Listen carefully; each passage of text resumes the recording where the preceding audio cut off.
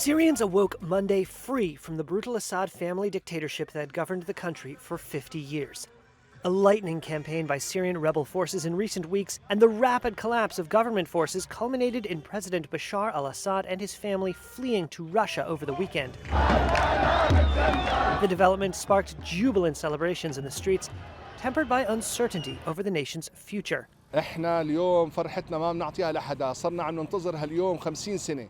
This man said they had been waiting for this day for 50 years, adding that they had been living in what he described as a prison, a quote, big prison called Syria. سجن كبير هو سوريا. The rebel victory here sparked hopes that after 13 years of civil war, residents might see a return to normalcy. إن شاء الله بنشوف عهد جديد. This person said, quote, God willing, we will see a new era, a good one, from better to better, with this new situation. He hoped factions inside Damascus would get control of the situation, that things would work normally and return to how they used to be, and even better, God willing. بس هذا بنتأمله. The Syrian people have every right to celebrate the moment that many of them have been waiting for. Dr. Badr al-Saif is an associate fellow with the Chatham House Middle East and North Africa program. He said the end of the regime has so far allowed the rebels to free prisoners from Assad's notorious prisons and given hope to those who fled the civil war that they might return home. You're talking about the biggest refugee crisis since World War II. You're talking about the biggest internal displaced population since that war as well. Amid the celebrations, regional and global powers moved to secure their interests and settle scores in the war-torn country. Israel sent its troops into a demilitarized zone in the Golan Heights. The only interest we have is the security of Israel and its citizens. Its foreign minister said the incursion was temporary to prevent violence spilling across into its territory. The Israeli Air Force also struck sites near Damascus. U.S. jets attacked what Washington said were Syrian targets associated with the Islamic State militant group.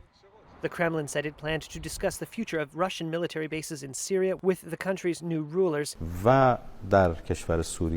Iran's foreign minister on Sunday said Tehran was surprised by how rapidly Syria's own military collapsed. Assad was a key Iranian ally, funneling arms and support to Iranian-backed groups such as Hezbollah.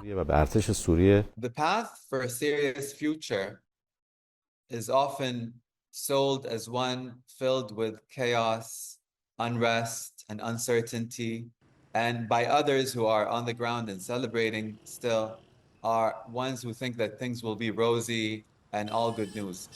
Al-Saif said Syria's new rulers face a daunting challenge of balancing both national and regional interests. It's going to be a mix of both.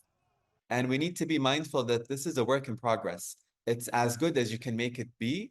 That's where the international community can come in and support the Syrians in what they think is best for them.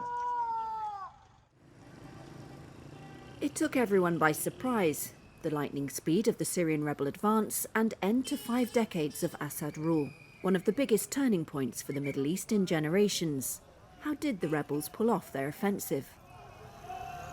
Andre Bank of the Giga Institute for Middle East Studies says President Bashar al-Assad, who has fled to Moscow, was on the back foot. I didn't expect that it would only take 10 days from, them leaving Idlib and then arriving in Damascus, but that there was a strong regime weakness and that there was a strong weakness of Assad supporters. We could clearly see this. Analysts say the weakness of Assad's regime was the deciding factor. Assad's military allies, Russia and Iran, were distracted by wars elsewhere and Moscow was losing interest. Lebanon's Iran-backed Hezbollah, which helped government forces, was severely damaged by an Israeli offensive. Sources familiar with Hezbollah deployments said it withdrew many of its elite fighters from Syria over the past year, giving rebels a valuable opportunity. We just wanted a fair fight, a Syrian opposition source said. Meanwhile, Assad's army was on its knees. A regime source told Reuters corruption and looting left tanks and planes with no fuel, a sign of how hollowed out Assad's state had become. Army morale had severely eroded, the source said. Hayed of London's Chatham House says the support of armed loyalist groups may have collapsed. Different reports that indicate that there has been some sort of contact between at least the main coalition of armed groups led by Hayat Tahrir al-Sham that started the offensive and led to the collapse of the regime, and the current government of regime inside Damascus. And there are even reports that there were sort of instructions to armed groups inside Damascus and fighters to drop their weapons and not fight back, which maybe explains why Damascus fell quite quickly despite the presence of loyalists. Turkey, which struck a deal with Russia in 2020 to de-escalate fighting in northwestern Syria, has long backed Syria's opposition. But it was against a major rebel offensive, fearing it would send more refugees its way. The rebels felt that changed earlier this year, the Syrian opposition leader and a diplomat from the region told Reuters. Assad had rebuffed repeated overtures from Ankara, aimed at finding a political solution to Syria's military stalemate.